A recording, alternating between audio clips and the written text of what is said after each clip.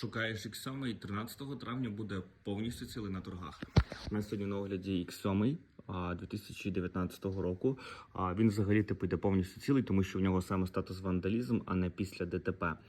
Він на такому дуже гарному режиму салоні, який всі люблять. Як бачите, чеків ніяких немає. Получається, що взагалі по характеристиках? 61 тисяча миль пробігу, тобто це до сотки кілометрів, 3.0 B58 двигун легендарний, який зробила Toyota спільно з баварцями, повний привід X-Drive. Великому лакшері кросоверу без нього нікуди. Що взагалі в нас ще є цікавого по салону, наприклад, якщо брати? Є LED-приборка, великий планшет, емочний руль.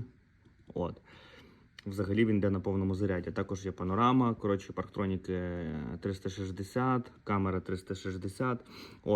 Кого зацікавить, 13 травня торги, пишіть плюсики в коментарі, а також у приватні повідомлення.